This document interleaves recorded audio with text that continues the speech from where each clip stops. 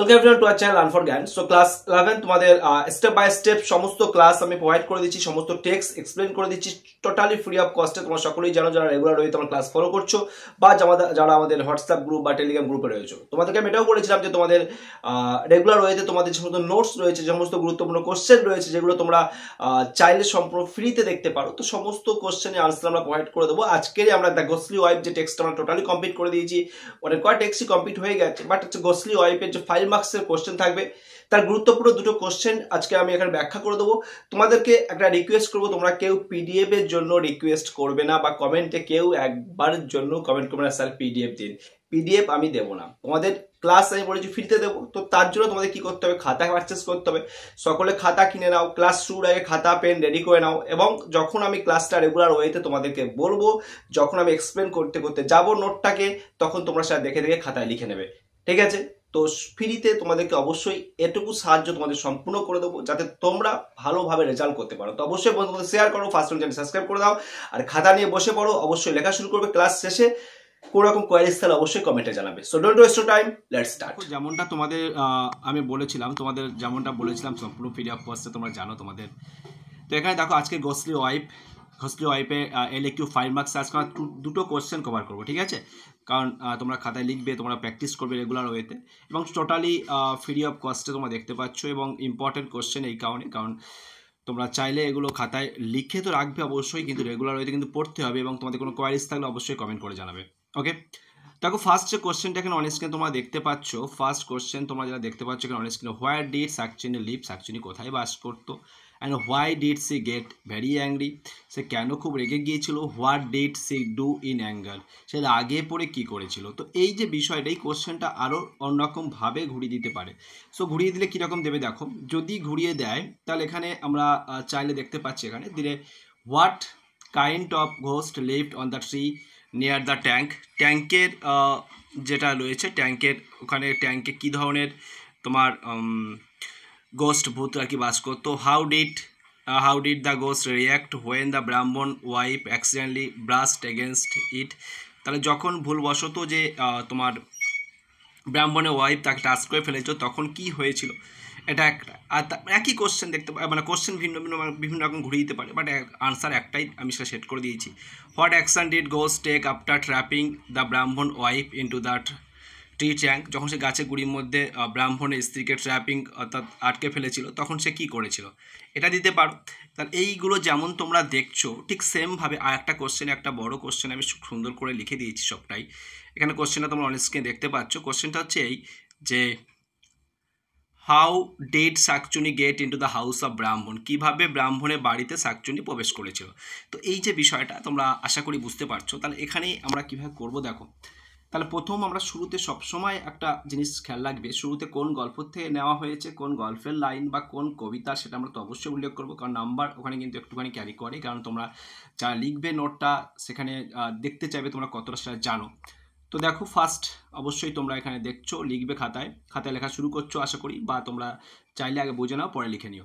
In লাল বিহারী দেশ ফকটেল, যে লোককথা যেগুলো রয়েছে ওনার, সে লোককথা দ্য গোসলি ওয়াইফের আমরা পড়ছি, সেখানে গোসলি ওয়াইফ, a শাকচুন্নি lived on the boughs of a tree on the embankment of a trunk by the side of ব্রাহ্মণ হাউস। একদম পুরো সেটিং করে দেওয়া হয়েছে। তাহলে কি দেখতে পাচ্ছ, ইন লাল বিহারী দেশ ফকটেল, লাল বিহারী দেহের লোককথা, দ্য গোসলি ওয়াইফ, বা তোমরা চাইলে ফকটেলসের জায়গায় তোমরা এখানে ফকটেলসের জায়গায় তোমরা কিন্তু চাইলে স্টোরিও লিখতে পারো, কোনো সমস্যা নেই, স্টোরিও লিখতে পারো, যে ওনার গল্প আর কি। শাকচুন্নি যেটা ছিল যে ভূত স্প্রিট বলতে পারো, সেটা বাস করতো কোথায়, গাছের ডালে, on the embankment of the tank বলতে এখানে পন্ডের কথা বলা হচ্ছে, আমার টেক্সট প্রনাউন্সিয়েশন বলেছিলাম। তা সেই পুকুরের পাড়, আর এম্ব্যাঙ্কমেন্ট বলতে যে পুকুরের ধার, ঠিক আছে? সেখানে একটা গাছ ছিল, সেই গাছের ডালে বাস করতো একটা শাকচুন্নি, কোথায়, ব্রাহ্মণের বাড়ির পাশে সেটা ছিল। তারপরে দেখো, তারপরে কি করে যখন ধাক্কাটা লেগেছিল, তার পরবর্তী স্টেপে কি হয়েছিল, যেটা আমাদের জানা খুবই প্রয়োজন, কারণ তোমরা জানো যে কিভাবে সব কিছু হতে চলেছে। তো এবার তাহলে এখানে আমরা দেখতে পাচ্ছি, তাহলে ব্রাহ্মণ, এখানে আমরা দেখছি একটু দেখো, ব্রাহ্মণ lived with his wife and mother near this tank. খুবই ইজি ওয়েতে লেখা, তোমরা বেশি হেডেক নেওয়ার প্রয়োজন নেই, ইজি ওয়েতেই লিখবে। সো ব্রাহ্মণ এবং তার স্ত্রী এবং তার মাকে নিয়ে সে বাস করতো ওই পুকুরের পাশে, একটা পুকুরের ধারে। One night, the wife of Brahman had to go to the tank. When the Brahman's wife accidentally brushed against it, the ghost got very angry. So one night, একদিন রাতে ব্রাহ্মণের যে স্ত্রী had go to the tank. তিনি গিয়েছিলেন কোথায়? সেই পুকুরের ধারে, কোনো একটা দরকারে গিয়েছিলেন। হোয়েন দ্য ব্রাহ্মণস ওয়াইফ, তখন সেখানে যাওয়ার পর দেখতে পাচ্ছি ব্রাহ্মণের স্ত্রী অ্যাক্সিডেন্টালি মানে ভুলবশত বা ভুল করে, ব্রাস্ট বলতে টাচ, স্পর্শ করে দেওয়া। কার সঙ্গে স্পর্শ হয়েছিল? তার পথে হয়তো পড়েছিল, শাকচুনির পথে, শাকচুনির সঙ্গে একটা ধাক্কা লেগে গেছিল। তখন সেই Shakchunni, the ghost got very angry, সে বিশাল রেগে গিয়েছিল সেই কারণে। এবার এর পরের পার্টটা একটু দেখো, এখানে একটু অবশ্যই খেয়াল করবে। দ্য ঘোস্ট শাকচুনি, ইংলিশে শাকচুন্নি, বাংলায় শাকচুন্নি, ওয়াজ ভেরি ডেঞ্জারাস। তো যেহেতু এই ঘোস্ট শাকচুন্নি সব খুবই ভয়ঙ্কর। Getting angry, she seized the wife of Brahmin by the throat and climb into the tree with the woman. তো যখন গেটিং অ্যাংরি, যখন সে রেগে গেল, রেগে যাওয়ার পর কী করলো? রেগে যাওয়ার পর সে কী করলো? ব্রাহ্মণের স্ত্রীকে ধরে ফেললো, থ্রট, টুটি ধরেছে। And climb into her tree, তার গাছে চড়ে উঠে পড়ে, উইথ দ্য ওম্যান, মহিলাটিকে নিয়ে। And there she thrust Brahmin wife into a hole in the trunk, সেখানে দেখতে পাচ্ছি থ্রাস্ট মানে চেপে কোনো কিছু প্রবেশ করে দেওয়া। সে কী করলো? চেপে প্রবেশ করে দিচ্ছে। কাকে প্রবেশ করে দিচ্ছে? সে ব্রাহ্মণের স্ত্রীকে। কোথায় প্রবেশ করে দিচ্ছে? The hole in the trunk, একটা গুড়ি ছিল, গাছে গুড়ি, যে ট্যাঙ্ক গুড়ি আর কি, গুড়ির মধ্যে গর্ত ছিল, সেখানে ব্রাহ্মণের স্ত্রীকে জোরে পড়ে প্রবেশ করছে এবং এমনভাবে দিয়ে দিয়েছে প্রায় অলমোস্ট ডেড, প্রায় মৃতপ্রায় অবস্থায় মধ্যে কিন্তু সেই ব্রাহ্মণের স্ত্রীটা কিন্তু প্রবেশ হয়ে যাচ্ছিল। তারপরে দেখো, after trapping the Brahmin's wife, সমস্ত কোশ্চেন আমরা টাচ করছি, যে কটা কোশ্চেন দেওয়া ছিল সেইভাবে সেট করা, তাই না?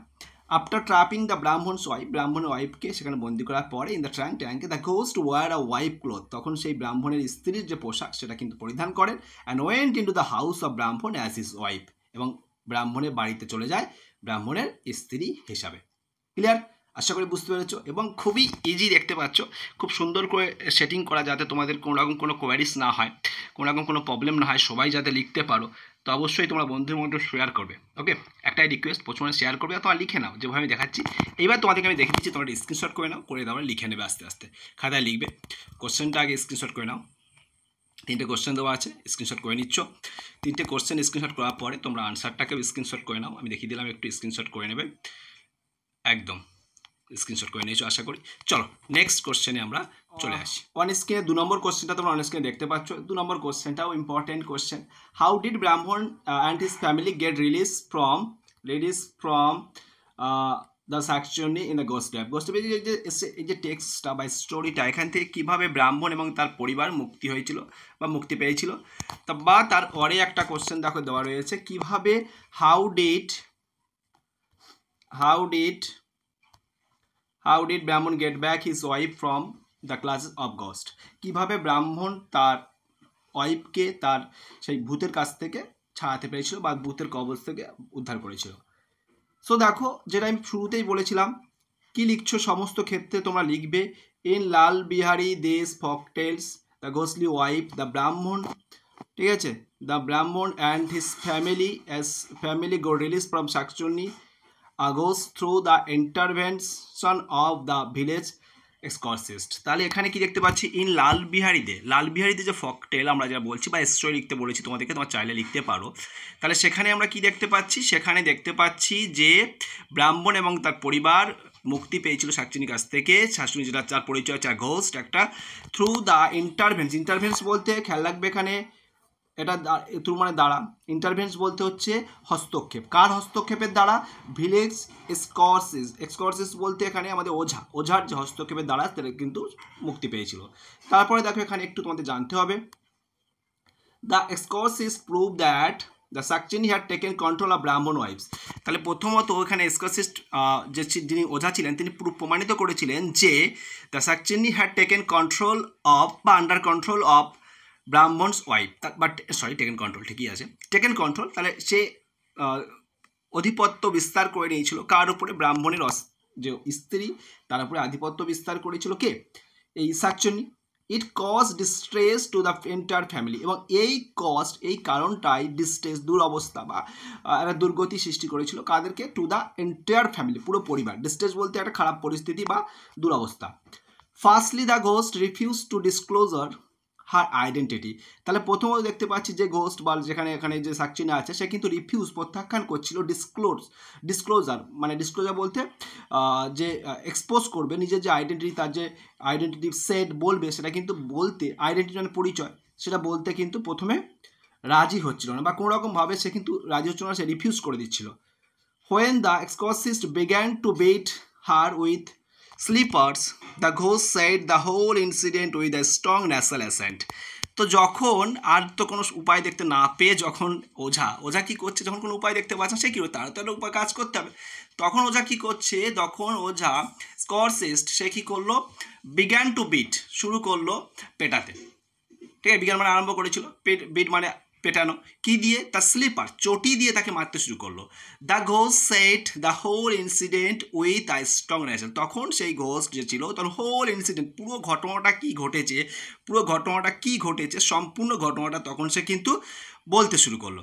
ঠিক আছে, তাই যখন সে বলতে শুরু করলো উইথ এ স্ট্রং, তীব্র যে ন্যাসাল বলে নাকি সুরে, অ্যাসেন্ট মানে সুর, নাকি সুরে সে বলতে শুরু করলো, যেমনটা আমরা টেক্সট পড়ার সময় বলেছিলাম। অবশ্যই তোমরা টেক্সটটা একটু দেখে আসবে।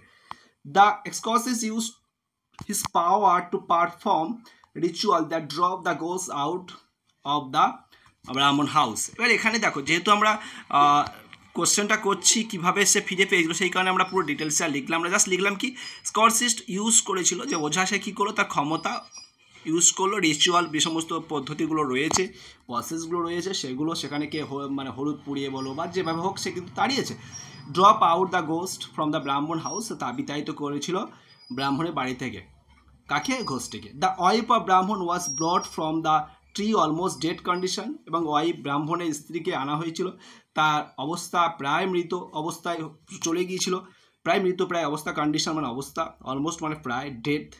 The ghost was release from the spell of এক্সকর্সিস্ট।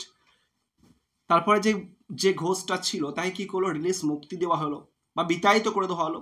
Spell of এক্সকর্সিস্ট, spell মানে মন্ত্র পড়ে তাকে বিতাড়িত করে দিল ওঝা। And the Brahmin's wife recover slowly, ধীরে ধীরে ব্রাহ্মণের স্ত্রী তিনি কিন্তু রিকভার, আরোগ্য লাভ করেছিলেন। অ্যান্ড তারপরে দ্য ব্রাহ্মণ and his family were finally able to live in peace. তারপরে ব্রাহ্মণ এবং তার পরিবার ফাইনালি শেষমেশ সক্ষম হয়েছিল সুখের স্বাচ্ছন্দ্যে বসবাস করতে, এবং তার পরবর্তীকালে পূর্ণ সন্তান জন্ম হয়েছিল, সেসব আলাদা বিষয়। তো এই ছিল দুটো নোট।